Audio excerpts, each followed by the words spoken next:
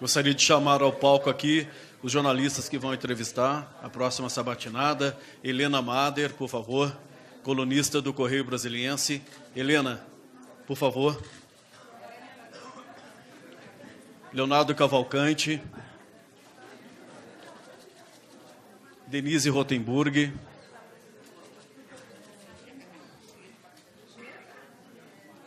Por favor.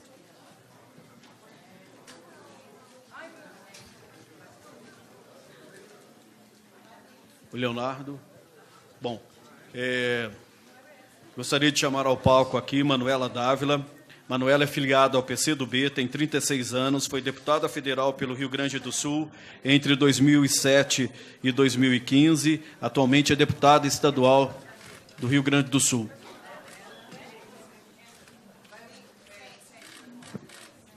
Paulo Silva Pinto, por favor.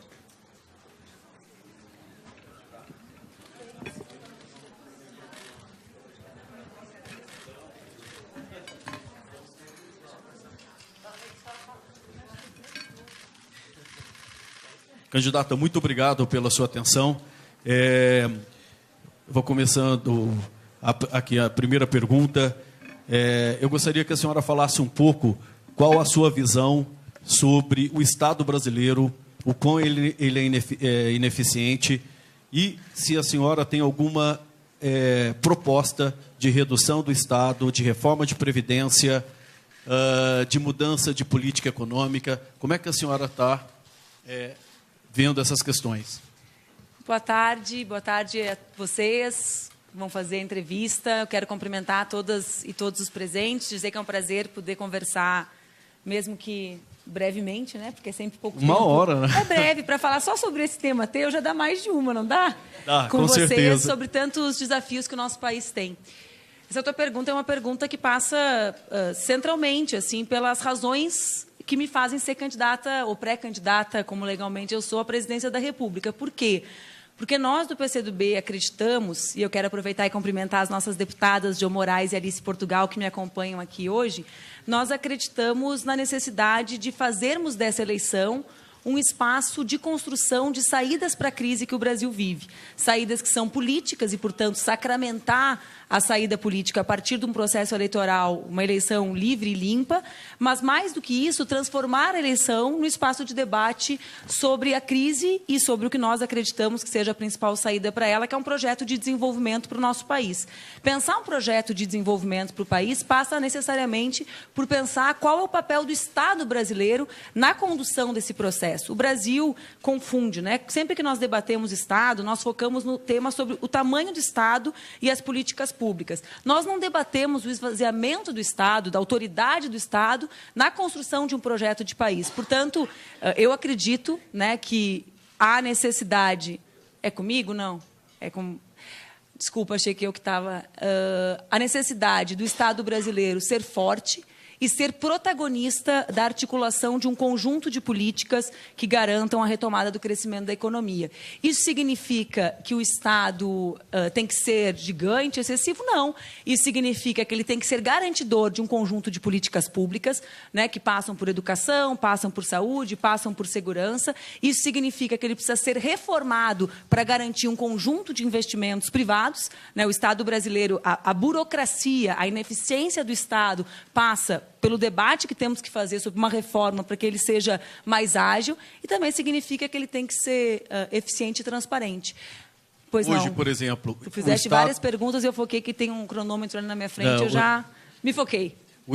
O Estado que a gente tem hoje, ele é propício à corrupção? Vê bem, esse é um debate que nós temos que fazer. Inclusive, eu me dediquei um tempo, nesse tempo que eu estou no Sul, no meu mestrado, a estudar só isso, que a gente chama de capacidade estatal. O Estado brasileiro é um Estado que incrementou os seus mecanismos de controle, né? Que incrementou os seus mecanismos de transparência. Eu cito dois deles que, para mim, são importantes. A Lei da Transparência, que obriga, os jornalistas fazem uso dela permanentemente, que obriga que os dados públicos de gastos sejam publicizados permanentemente, né? E outros mecanismos, como os investimentos na Polícia Federal, na Controladoria Geral da União, né, mecanismos de controle.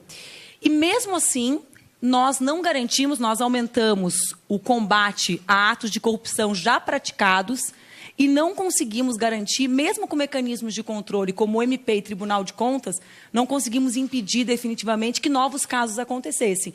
Portanto, sim, de um lado, nós temos mecanismos que já foram criados e que creio que estão se consolidando para combater a corrupção, mas nós temos que refletir sobre esse processo de fiscalização porque ele não tem sido eficiente, né? Ele não tem funcionado.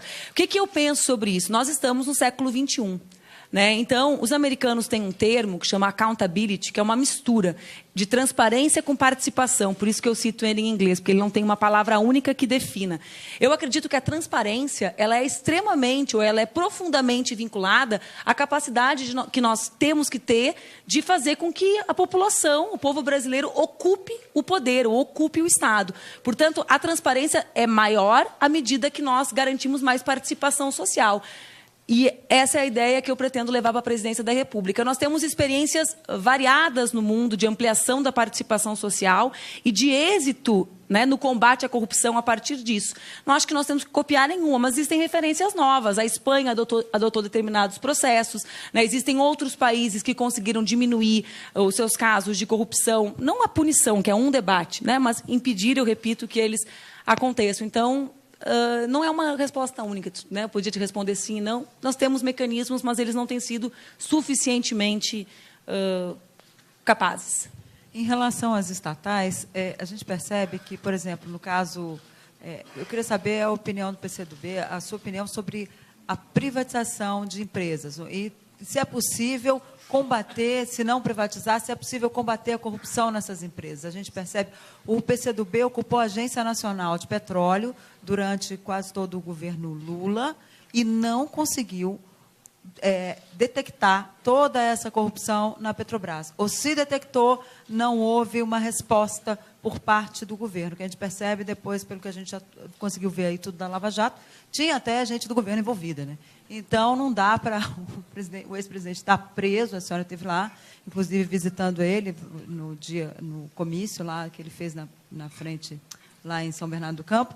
Eu queria saber como é que é isso? É uma contradição, porque o PT teve esse envolvimento, né? A gente percebe que houve esse envolvimento por parte do PT. Como combater a corrupção e como fazer com que haja um controle aí dessas estatais, se não for o caso de privatizá-las?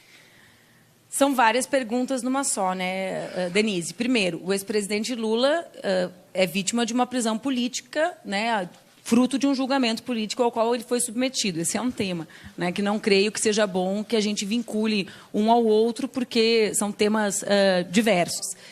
Vamos deixar esse de lado. Isso pode gerar mais uns 8 minutos daqueles 4 que ficam ali. Quero falar sobre privatização. Eu não acho que a privatização pode ser debatida de forma abstrata. O que acontece hoje no Brasil são propostas de privatizar um determinado tipo de empresas. Quais empresas? A Petrobras, a Eletrobras, empresas que são estratégicas, Banco do Brasil, Caixa Econômica Federal, ou seja, empresas que, na minha visão, são estratégicas para o desenvolvimento econômico do Brasil e para a retomada do crescimento da economia.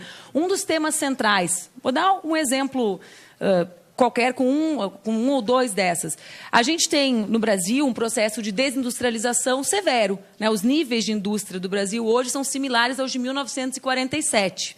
Existe como a gente pensar a retomada da atividade industrial do Brasil, entregando a atividade elétrica e energética para outros países serem responsabilizados? Isso não tem um impacto direto na atividade industrial, tarifa?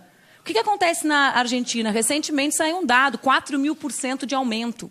Né? Ou seja, a gente tem como imaginar uma Petrobras num país que o principal modal de transporte é terrestre, que, portanto, demanda diesel, demanda combustível. O tema do combustível não é um tema só do carro, né, de abastecer o carro. É o tema do preço do tomate, é o tema do preço do feijão, da massa, do arroz, do que a população consome. Existe como a gente imaginar... Só estou falando desse ponto de vista, né? Isso, dissociado de um projeto de país, existe como a gente imaginar, no mundo que a gente vive hoje, né? Eu pretendo ser presidente a partir de 2019, então é nesse mundo, que a gente vai conseguir disputar o tema da tarifa real de juros do Brasil, sem bancos públicos para impactarem e competirem com o sistema privado? Então, não. Então, o tema da privatização ele não é um tema abstrato. O que o governo Temer propõe é o desmonte do Estado brasileiro. E eu sou absolutamente contra isso. Às vezes, se dá uma cara assim, de que o debate de privatização é moral. Para mim, ele não é um debate moral. Para mim, ele é um debate estratégico. O que o Brasil precisa e o que o Brasil não precisa para se desenvolver enquanto nação. Essa é a nossa etapa de desenvolvimento. Comparar o Brasil com outros países já desenvolvidos, que não têm a desigualdade de 30:1 no índice de Gini, que nem o Brasil, é uma piada, né? Enfim, a gente tem como fazer isso? Como é que são esses sistemas nos países que se desenvolveram? Como é que é o tema da energia? O que faz a Alemanha reestatizando? Por que os ingleses querem reestatizar? Né? Como é nos Estados Unidos? Quem controla a hidrelétrica nos Estados Unidos? A grande referência, né, das privatizações do Exército. Né?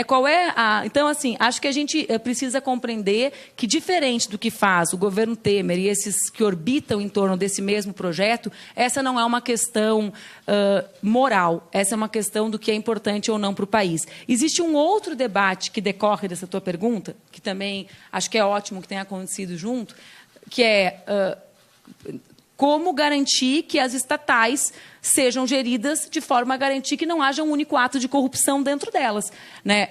Existe um debate, eu ainda estou em fase de elaboração dele, então é uma ideia inicial, que é nós criamos mecanismos de controle para o Estado, e nós não conseguimos criar esse conjunto de mecanismos de controle para as estatais. É uma reflexão para a gente fazer, né? Como apurar, como garantir que ali dentro também exista uma fiscalização muito mais permanente, dada, inclusive na visão que eu tenho, a relevância dessas empresas para o desenvolvimento do país. Tem que ser proporcional. Se é tão importante a Petrobras para o Brasil, se é tão importante a Eletrobras para o Brasil, a gente tem que garantir que elas sejam imunes, né, à corrupção ou, como tudo na vida, né, a gente não proíbe o homicídio e acaba, né? A gente tenta evitar ao máximo que aconteça. Por favor, Paulo, é você. Oi, Paulo. Tudo bem? Desculpa, eu estava de costas para ti. Que tem que... A autonomia do Banco Central, hoje o Banco Central, já faz muito tempo, durante todo o governo Lula, inclusive, tem uma autonomia prática. Há três opções diante da senhora como presidente da República. Manter essa autonomia informal, ampliar a autonomia, conferindo uma autonomia de fato para o Banco Central, fixada uma meta de inflação, fazer o que bem entender da política monetária, ou diminuir essa autonomia, interferindo no Banco Central, eventualmente decidindo, o presidente da República decidindo qual seria a taxa de juros. Qual é a sua opção dessas três? O Banco Central, na minha interpretação, faz parte, ou tem que fazer necessariamente parte desse projeto de desenvolvimento do país. Pensar um Banco Central absolutamente autônomo e, portanto, desvinculado de um projeto de nação é reforçar a ideia desses que acham que o caos, ou que, né, esse Estado mínimo, que na verdade só é mínimo para o povo... Oi, Orlando.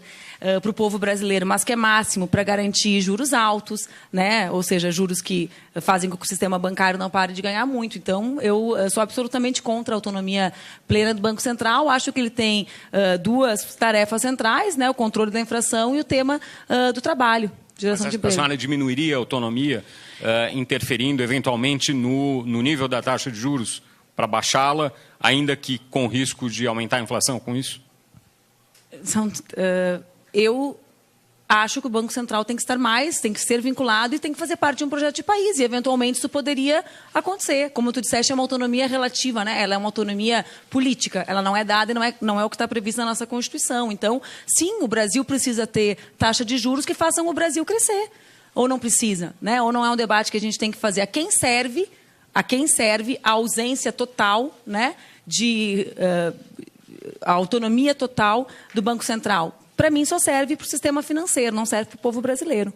Então, eu sou candidata a presidente com lado, né? Não existe como alguém ser um candidato a presidente para 100% do povo brasileiro ou do Brasil. Eu pretendo ser a candidata de 99%, quem não ganha especulando. Por favor, Helena. Deputada, você tem percorrido o país divulgando a sua pré-candidatura, as suas propostas, mas recentemente também tem sinalizado com a possibilidade de abrir mão dessa candidatura em nome de uma unidade da esquerda. Mas, ao mesmo tempo que a gente vê, por interlocutores do ex-presidente Lula, é de que ele não está muito disposto a ceder espaço para outros candidatos, como o candidato Ciro Gomes, por exemplo. Diante desse cenário, qual que é a tendência mais forte? É dessa manutenção de pulverização de candidaturas, do isolamento do PT, ou você aposta numa possível unidade, numa candidatura mais viável da esquerda?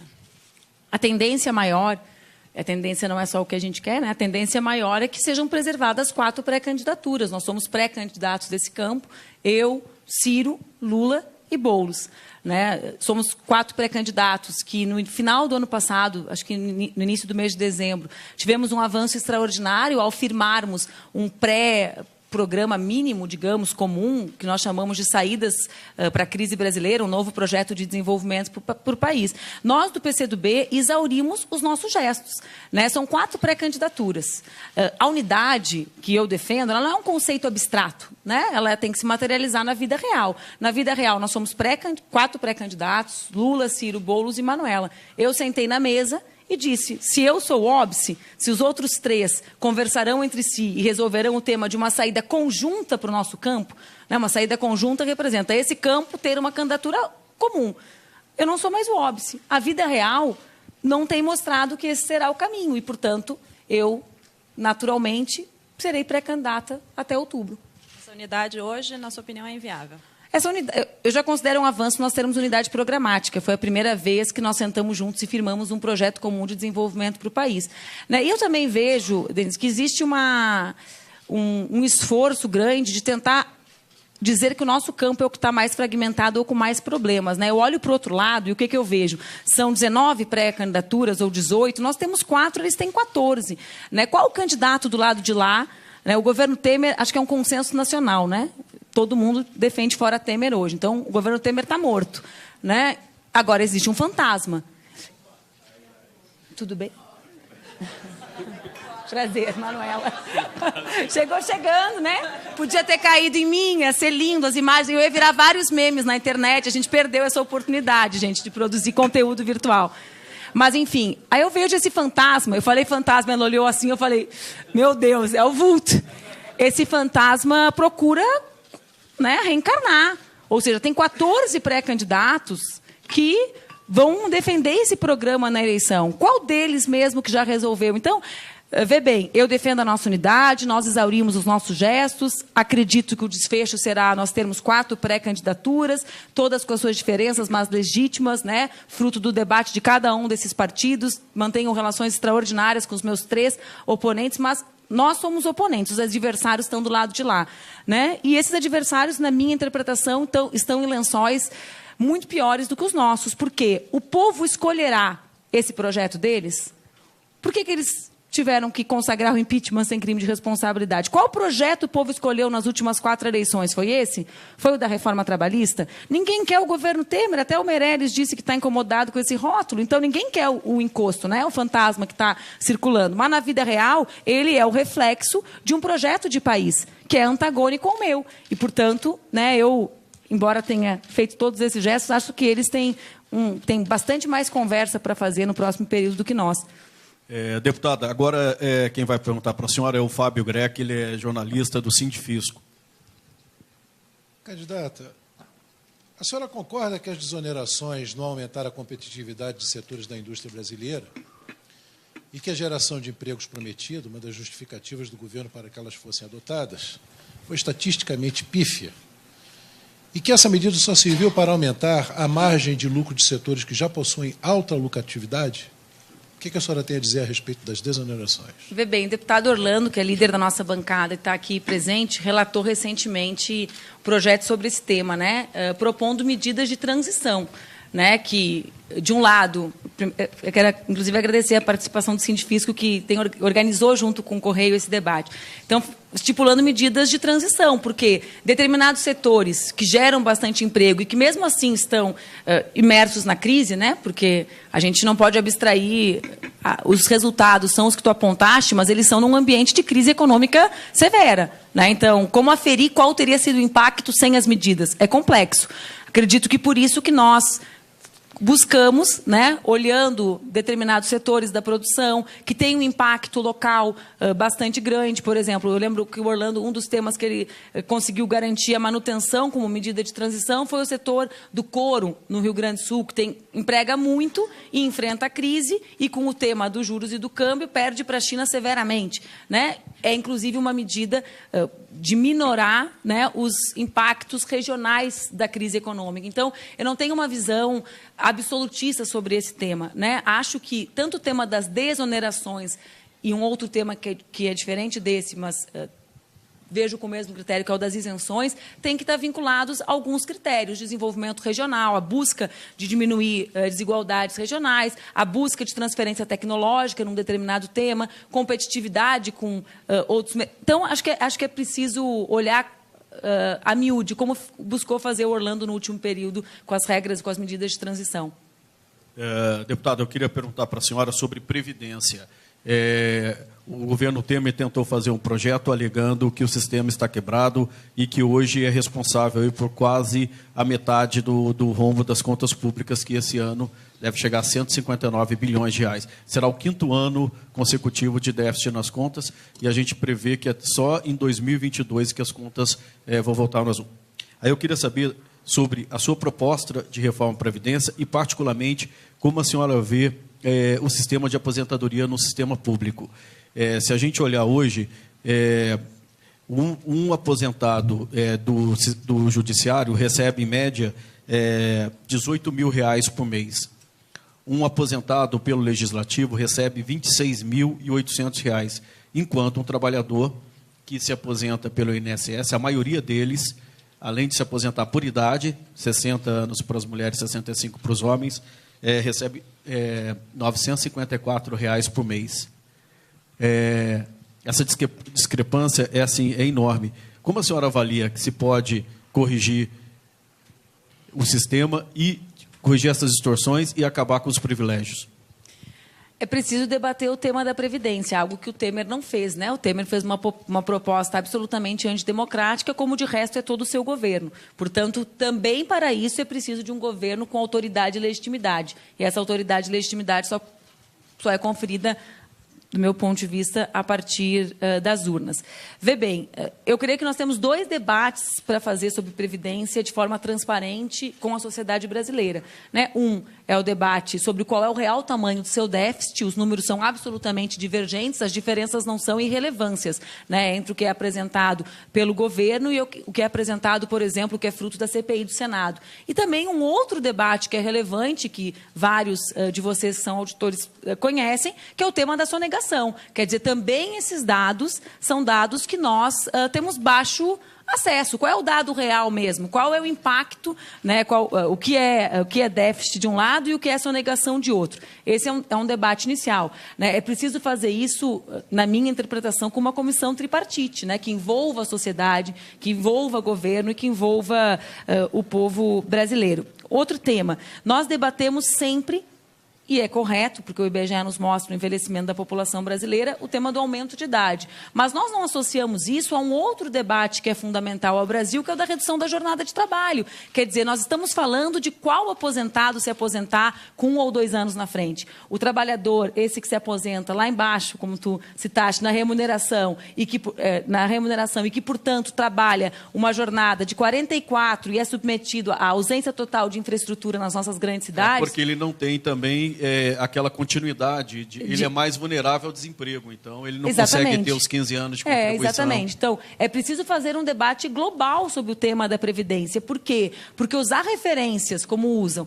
de países europeus para a idade, abstraindo como é a vida do povo brasileiro e como é a vida de um francês ou de um alemão, quanto tempo um francês perde no metrô por dia? Né? Qual é a vida real? Qual é a sua jornada de trabalho? A gente precisa, se quer debater os temas modernos, como é o envelhecimento da população, precisa associar a ele também a modernização da vida das trabalhadoras e dos trabalhadores. Dentre os debates, existe o debate de enfrentamento de privilégios. Quer dizer, a gente quer uma reforma da Previdência para punir a maior parte do povo, né? Aumentando o número de idade, sem mexer na sua vida de trabalhador, ou a gente quer enfrentar privilégios? Então, eu vejo que esse debate foi feito de uma forma enfim, né, como tudo nesse governo, tentando garantir determinados interesses, que é, ao fim e ao cabo, a liquidação da Previdência Pública, que esse era o interesse maior do governo. Acho que nós tivemos uma grandíssima vitória a partir de uma mobilização histórica dos trabalhadores brasileiros com uma greve geral.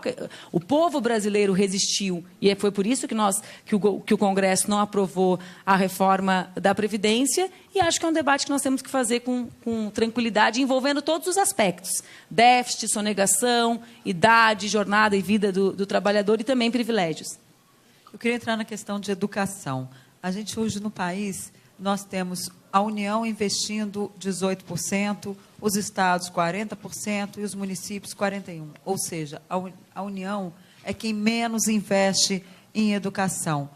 A senhora defende a federalização do ensino básico. Como é que a senhora pretende ter um balanceamento melhor aí da distribuição de recursos nessa área de educação, uma vez que a senhora já veio da Uni, tem toda aí um histórico nessa área educacional. E as universidades, o que fazer para evitar o sucateamento que toda vez parece que sobra para o orçamento das universidades brasileiras? Então, Denise, essa talvez seja uma das divergências, inclusive, com alguns candidatos do meu campo político, né? Eu sou contra a federalização do ensino médio e do ensino fundamental, como é aventado por outras candidaturas. Por quê? Porque eu creio que nós temos que enfrentar o tema real. O tema real é que a baixa qualidade ou o baixo desempenho, né, pelos critérios diversos que são aferidos, dos nossos estudantes, decorre da ausência, da incapacidade de investimento dos estados e dos municípios, né? Então, se a gente não enfrentar o tema que gera esse resultado, a gente vai federalizar o ensino médio, daqui a pouco a gente vai ter que retornar à federalização de tudo, porque os estados e municípios não têm capacidade de investir. Então, quando a gente coloca, né, no centro da ideia de desenvolvimento que nós temos, a recomposição da capacidade de investimento do Estado, a reforma tributária, a gente não fala da recomposição de investimento da União apenas, né, mas do Estado, compondo a União, Estados e municípios. Acho que nós temos dois debates centrais para fazer no Brasil com relação ao nosso ciclo de ensino fundamental e médio, que é o sonho de um conterrâneo meu e teu, porque nós duas somos gaúchas, embora tu já seja já viva aqui, acho que é a maior parte da tua vida, né? Já nem lembra mais direito como é que está o frio e a umidade lá em Porto Alegre hoje. Mas que é o sonho de Brizola. Qual o sonho, né? Qual a ideia do sonho de Brizola? O centro da ideia dele passava pela ampliação do número de horas que as crianças ficavam na estrutura escolar. E isso, trazido da década de 70 para 2018, representa que vários debates que nós temos feito sobre currículo e que o povo faz de maneira adequada, é certo ter aula de artes e sociologia no lugar de matemática e português, existe como a gente transformar a escola numa escola que eduque para a diversidade. Saíram os dados ontem no mapa da violência de crianças, né? Metade dos estupros no Brasil são com crianças até 13 anos. Como é que a gente coloca tudo isso numa escola que a criança fica um número pequeno de horas? Então, para mim, o tema é como garantir a ampliação do número de horas que as crianças ficam no sistema escolar, garantindo que os municípios e estados possam ter capacidade de investir mais, né, a partir do debate sobre o Pacto Federativo. Eu penso que a União deve, além disso, se centrar em duas questões relacionadas à educação. A primeira delas é aquela que já é sua responsabilidade constitucional, que é o ensino superior. Por qual razão? Porque, falei lá em outro tema, a gente precisa pensar num projeto de país que a indústria volte a ter algum papel. A indústria quem melhor remunera, né, quem pode... O tema da Revolução 4.0, que pode abrir de perspectivas, né, para um novo desenvolvimento de um outro tipo no país. Mas, para isso, precisa de ciência básica. Quem produz ciência básica no nosso país e não no dos outros, porque, às vezes, olham para o país dos outros e querem imitar, né? É a universidade, sobretudo a universidade pública. A gente precisa garantir que esses investimentos se deem, que sejam vinculados, inclusive, de forma mais regrada, mas mais intensa com o setor produtivo. Acho que esse é um debate que a gente tem que fazer, né? Como vincular mais profundamente o conhecimento que nós produzimos nas universidades com o setor produtivo brasileiro. Esse é um desafio que nós temos para garantir que esse financiamento traga êxitos para o Brasil. E o segundo tema é algo que eu tenho estudado, me dedicado muito, sobretudo em função da minha situação individual, que é o tema das creches da educação infantil. Né? Se existe algo que eu passei a compreender, sempre compreendi teoricamente, né? Mas com uma dimensão muito mais intensa, o impacto que tem na evasão e no desempenho escolar das nossas crianças, a ausência de vagas ofertadas a todas elas na educação infantil, né, porque já está provado que o estímulo cognitivo nos anos iniciais tem impacto na capacidade de aprendizado. Então, o que acontece para aquela criança quando ela entra no primeiro ano do ensino fundamental sem ter sido estimulada como a outra? Ela já é alguém que sai de um lugar diferente. Isso tem relação, não é a única coisa, com evasão em 5ª e 7ª série, que depois tem relação com violência. E o segundo tema é que o tema da educação infantil, que é nova a ideia de que a União pode financiar, né? Eu já era deputada federal quando foi aprovado o Fundeb, que incluiu a educação infantil. É o tema das mulheres. 50% das mulheres do nosso país que têm filhos de até 1 ano estão desempregadas, não são reabsorvidas pelo mercado de trabalho. Será que esse dado é uma irrelevância para quem quer garantir que mulheres e homens sejam tratados de forma igualitária, mas também para quem quer desenvolver o Brasil e precisa para isso de todo o seu povo? Não é. Então, acho que a União deve centrar nesses 2 temas, né? A garantia de investimentos nas universidades públicas e nos institutos federais de ensino superior, nos IFES, né? Já há uma parte do ensino médio que é federal, que são as antigas escolas técnicas, os atuais IFES, e na educação infantil, pactuando com os municípios e tentando garantir que a lei seja cumprida. Para isso é preciso investir pesadamente. Nessa questão da universidade, só queria que a senhora complementasse sobre cobrança por parte de alunos de famílias mais ricas, que têm melhor preparo, o preparo é melhor para entrar na universidade. A senhora acha que eles teriam que pagar uma taxa, ao contrário dos mais pobres? O tema do preparo, né? Essa máxima não é exatamente assim, mas nós tentamos superar as dificuldades várias que os estudantes de escolas públicas, que são os mais pobres em geral, têm na sua vida a partir das cotas, né? E elas têm sido exitosas e nos mostram que esses estudantes, quando acessam a universidade pública, têm um desempenho, né, medido de como entraram e de como saem, muitas vezes superior ao daqueles que vêm da rede privada de ensino. Então, para mim, a gente resolve esse tema com cotas, enquanto nós não tivermos as mesmas condições para os estudantes de escolas públicas. Eu sou contrária à cobrança de taxas nas universidades públicas. Aliás, eu entrei na universidade em 1999, foi o ano que eu me filiei, comecei a militar, e esse já era um debate que era corrente. Acho que o Orlando, que foi presidente da Uni, ainda antes disso, também lembra, porque, na verdade, esse é um debate que é apresentado a partir de uma visão equivocada de que a universidade pública é um ambiente elitista. Ela não é, ela nunca foi, né? Existia concentração de estudantes mais ricos em cursos de mais difícil acesso e as cotas resolvem isso. Eu acho que nós podemos debater a participação de estudantes em escolas públicas em projetos relevantes para o país. Então, ao invés da cobrança de taxa, não é mais correta a reflexão, eu não tenho uma resposta finalística para isso, é uma reflexão que eu me permito fazer publicamente com vocês. A ideia de pensarmos que os estudantes de medicina, todos eles, cotistas ou não cotistas, devem se envolver na consolidação do Sistema Único de Saúde, assim como os de farmácia, assim como os de nutrição, né? Não é, será que essa não é uma alternativa? Acho que pode ser. Né, fazer com que conheçam mais profundamente a realidade do Brasil e os desafios aos quais lidarão nas suas vidas profissionais a partir dessa contribuição, mais a partir do trabalho, do curso que escolheram. Entendi. Paulo Silva Pinto, por favor. Deputada, como as brasileiras e os brasileiros podem se sentir mais seguros nas ruas, em casa, enfim, em todas as suas atividades, especialmente os mais pobres, que são as maiores vítimas da violência? Paulo, sabe que quando eu olho assim, acho que um dos maiores limites nossos no último período foi não compreender a dimensão do tema da violência na vida do povo brasileiro, sobretudo do povo trabalhador, né, do nosso país. Acho que nós subestimamos isso nas últimas 2 décadas. Nós quem?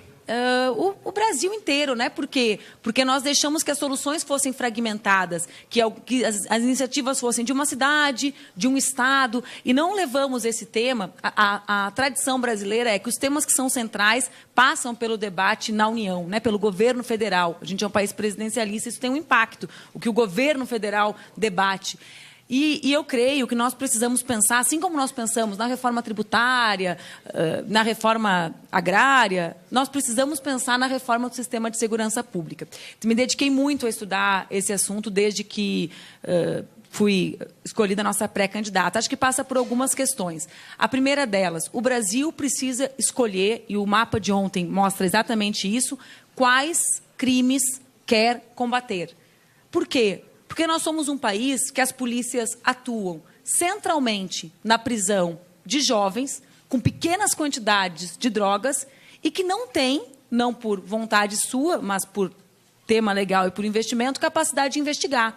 Qual é o número médio de investigação, de elucidação de casos de homicídio no Brasil? 8%.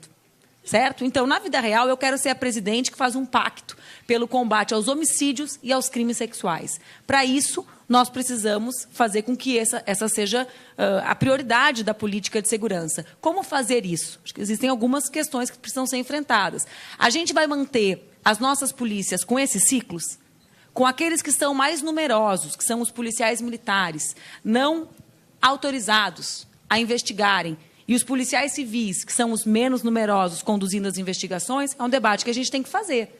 Tem que fazer com os policiais, tem que fazer com a sociedade, tem que explicar que a gente paga mais e tem mais gente trabalhando em algo que não resolve aquilo que a gente quer se proteger, que é homicídio e crime sexual. Esse é um ponto.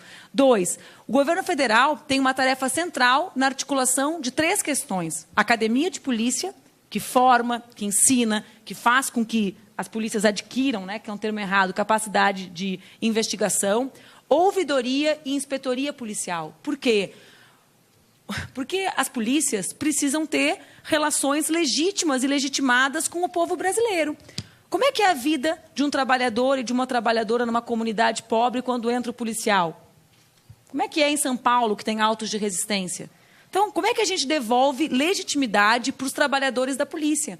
A gente precisa garantir espaços de apuração e de denúncia, eles precisam ser também federalizados, para que essas polícias, porque os maus policiais, os que cometem abusos, deixem a laranja podre, saia do cesto. Né, e que a gente tenha polícias que tenham relações mais sólidas com o povo trabalhador brasileiro e mais legitimadas, que a base não seja o medo. A polícia, né, seria toda federalizada, então? Não tem nada a ver com federalização de polícia. Isso tem a ver com instrumentos de controle. As polícias serão exatamente as mesmas. Os seus ciclos, que esse é um tema constitucional, e o seu controle podem ser federalizados. Vários países funcionam assim. Esse tema de debate de uma polícia única não é um tema que não é um tema que precisa ser enfrentado. Tem países menores que o nosso, tem 42 polícias, 53 polícias. Esse não é o assunto central da ausência de capacidade investigativa. Acho que tem um outro tema que o Brasil precisará enfrentar, que é o tema da política de drogas e do que resulta a guerra às drogas. Os nossos 700...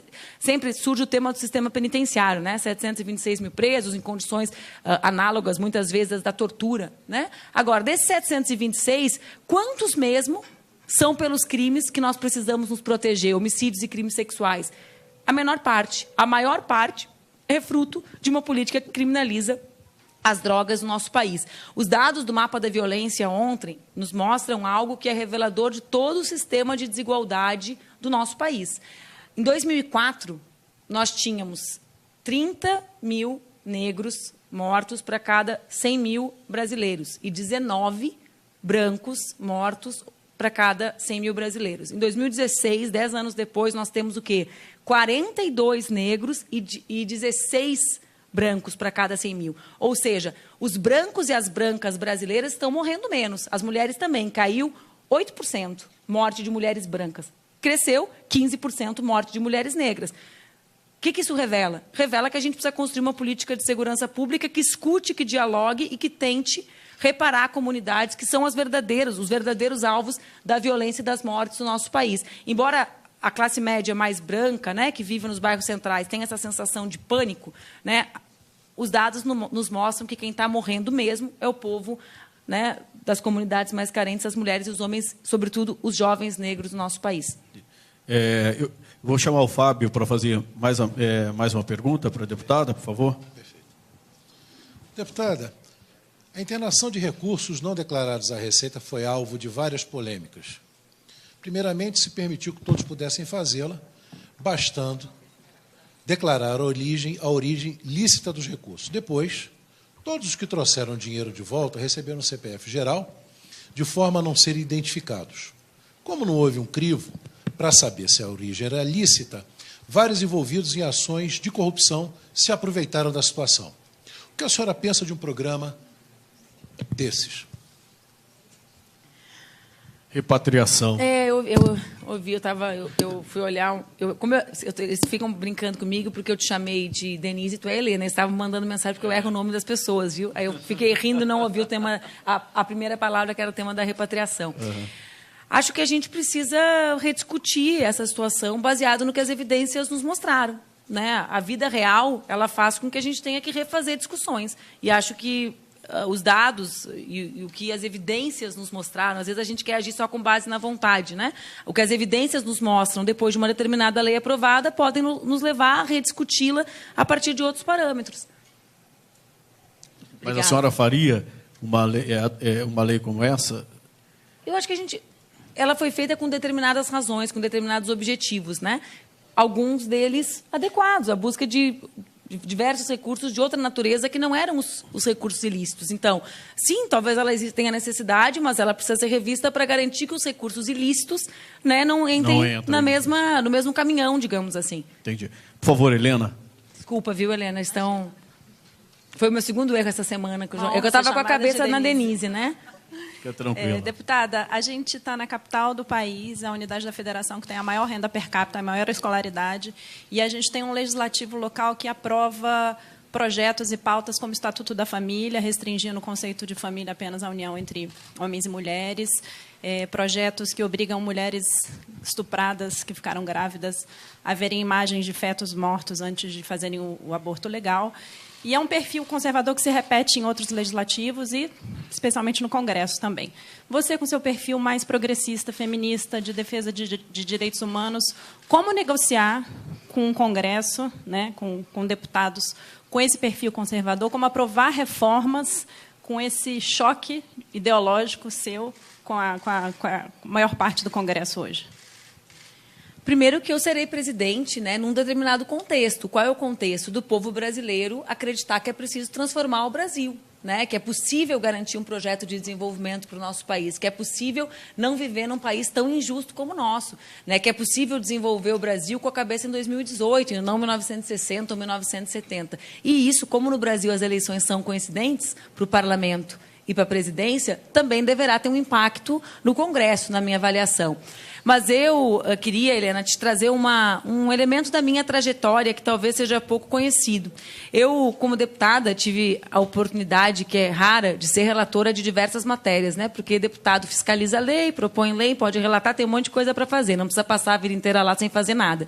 E eu relatei o Estatuto da Juventude, que foi o primeiro texto legal que garantiu a inclusão da livre orientação sexual, de educação para a livre orientação sexual, garantindo a liberdade religiosa, que já é garantia constitucional e que, portanto, jamais esteve, né, a menos que alguém revogue o artigo da Constituição, jamais esteve ameaçado. Ele foi um texto aprovado por consenso, né, porque ele foi construído com muito diálogo dentro do Congresso. Então, primeiro, eu acredito na possibilidade de diálogo.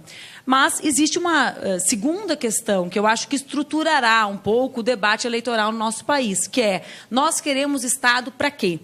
Eu quero Estado para garantir um projeto de desenvolvimento para o país, para garantir que o Brasil seja para o povo brasileiro e não para meia dúzia de bancos que lucram com esse estado de coisas, né? Basta ver que, diante da crise, lucraram como nunca antes no primeiro trimestre, né? Mas quero Estado para garantir um conjunto de políticas sociais, na saúde, na educação, na segurança pública, mas eu não quero Estado para tutelar os corpos das pessoas, né? O Estado deve dizer o que muda no Brasil, que o nome do meu marido é Eduardo e não Helena. Muda alguma coisa para o Brasil? Não muda nada, né? Muda para as pessoas que são submetidas a essas formas de opressão. Então, para mim, né, o Brasil precisa virar a ampulheta. Nós precisamos de Estado para garantir desenvolvimento, para buscar diminuir a desigualdade social gigantesca, para garantir que as pessoas tenham um bom atendimento na saúde, que os seus filhos estejam em boas escolas, mas a gente precisa que esse Estado não julgue aos brasileiros e brasileiras de forma diferente a partir das suas orientações, né, das suas visões de mundo, das suas fés, das suas não fés, enfim, a partir de quem eles são individualmente. Deputada, por que a senhora quer ser presidente do Brasil?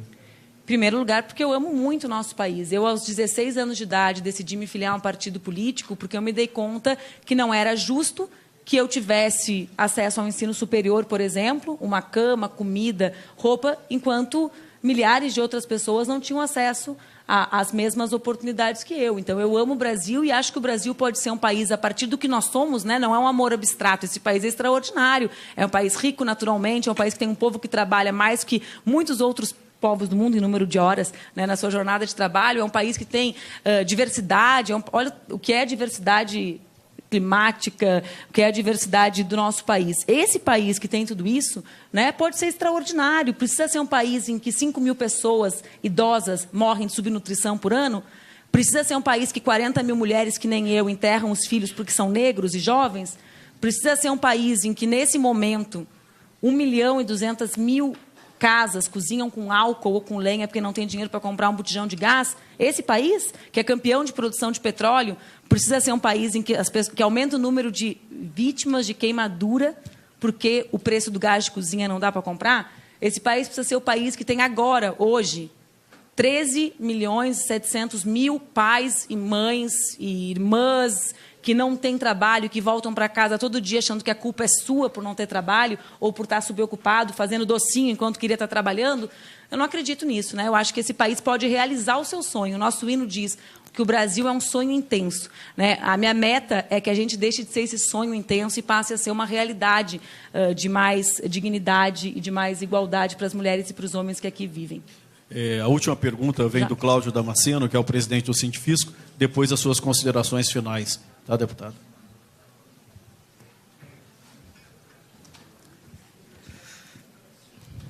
Deputada, mais uma vez, obrigado por comparecer ao evento.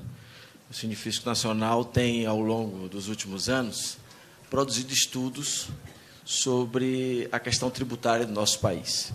E uma das questões que nós levantamos há 7 anos atrás foi justamente o prejuízo que as desonerações tributárias que estavam sendo feitas naquele ano de 2011 iriam trazer para os cofres da Previdência e para a economia como um todo. Não fomos ouvidos. 7 anos agora estamos discutindo a reoneração de alguns setores da economia. Pois bem, uma outra questão, que é essa que eu gostaria de ouvir a sua opinião, que o Sindifisco vem, ao longo dos anos, também repetindo, é o excessivo número de parcelamentos especiais, os chamados refis, né? Nos últimos 20 anos foram 28 parcelamentos. Isso é um absurdo em qualquer país do mundo. E o Brasil, todos os governos, vira e mexe, adotam um parcelamento especial. Isso desestimula o bom contribuinte, já que o mau contribuinte, né, sabe que daqui a pouco vai acontecer um novo parcelamento, e aí fica na espera, e aí parcela aquilo que o outro já fez, que foi o cumprimento das suas obrigações acessórias. Isso enfraquece a administração tributária nacional, enfraquece o cofre do governo. Então, eu gostaria de saber qual é a sua opinião em relação, especificamente, a esses parcelamentos. Caso a senhora seja eleita, qual será a sua atitude em relação a esses parcelamentos, já que o Sindifisco Nacional entende que a administração tributária precisa ser fortalecida e, portanto, não podemos estimular os maus contribuintes. Obrigada também a vocês. O Sindifisco, seja nacionalmente ou a partir dos estados, tem feito um esforço grande para que as candidaturas se posicionem com relação a vários temas da reforma tributária, né? Na segunda-feira, acho que foi na segunda, eu tive a oportunidade de participar de um fórum, não era organizado apenas por vocês, mas que vários de vocês participavam, justamente sobre a questão da reforma tributária, e tive a oportunidade de dizer que, nos diálogos que mantenho com vários de vocês, compreendi, e talvez nós tenhamos inserido o tema da reforma tributária como um tema central do nosso projeto de governo. Por quê? Porque nós acreditamos que um dos elementos, né, que deve ser debatido é como garantir a retomada dos investimentos públicos. Essa é assim que o Brasil, essa é a nossa tradição, né? A tradição do Brasil é que o melhor desempenho econômico tem relação com o tamanho, com a possibilidade de investimentos públicos. E nós não garantiremos a recomposição da capacidade de investimento do Estado se nós não fizermos algumas opções, dentre elas, né, a opção por uma reforma tributária que garanta que o Brasil pare de cobrar impostos intermináveis dos seus pobres, daqueles que mais trabalham e que menos ganham, e que passe a cobrar tributos dos seus multimilionários, que taxe as suas heranças, que taxe grandes fortunas, que permita, né, que volte, que taxe lucros e dividendos e que, assim, faça justiça tributária e por consequência, mais justiça social. Eu acho que esse tema, ele não é o tema dos refis, né? Ele é um tema que tem que ser debatido também conjunturalmente. Em qual sentido? Vou dar um exemplo. Eu serei presidente pós a maior crise econômica do Brasil. Então, isso poderia gerar um fato assim? Sim, seria eventual, né? Relacionado a algum momento de crise, de aumento de desemprego, né, de esforço de muitas empresas, de esforço hercúleo do setor produtivo para manter empregando, para manter produzindo. Então, naquela conjuntura geraria sim. O número excessivo é absurdo e induz a práticas, como tu disseste. Né? Mas a resposta absoluta, não, em nenhum caso se aplica, eu acho que não é adequada, porque conjunturalmente podem surgir circunstâncias, como é essa crise severa e prolongada, que façam com que setores que tradicionalmente contribuem, que fazem as suas obrigações em dia, né, que é assim que é não voltem a contribuir, e assim a gente tem a capacidade de investir. Deputada, as suas considerações finais. 2 minutos, por favor. Me anunciaram antes que esse é o único tempo que vocês estão controlando, exatamente literal, os 2 minutos finais. Eu quero agradecer a cada uma e cada um de vocês que estão aqui no auditório. Tem vários outros jornalistas que conheço também. Obrigada pela presença. Quero agradecer aos internautas, né, porque a transmissão é uma transmissão para todo o país. Tem várias pessoas que têm acompanhado a minha pré-candidatura basicamente a partir dessa plataforma. E quero dizer isso, né? Eu hoje sou uma candidata que tem alguma felicidade. A principal delas é saber que na região sul do país e entre os jovens, que são aqueles que mais utilizam as redes sociais, o nosso desempenho é muito superior do que o da pesquisa eleitoral. E, portanto, quero pedir para que as pessoas que estão nos assistindo compartilhem essas nossas ideias. Por quê? Porque é muito difícil chegar a todos os cantos de um país continental como o nosso com uma campanha que é financiada, né, a partir do fundo partidário do PCdoB, mas é imprescindível. Por quê?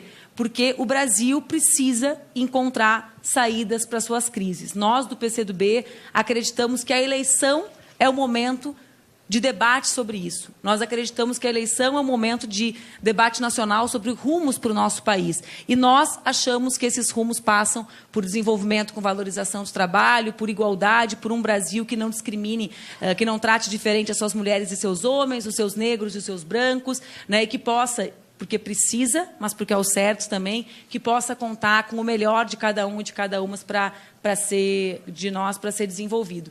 Obrigada a cada um que nos assistiu e uma boa semana a todos. Em nome do Correio Brasiliense, do Sindifisco, nós agradecemos aqui a sua presença e queremos ressaltar que as portas do Correio Brasiliense estão abertas sempre que quiser vir aqui nos visitar. Muito obrigado pela presença.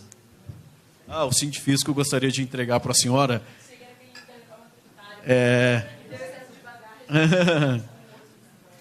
com propostas aí para os candidatos. Tá? Muito obrigado.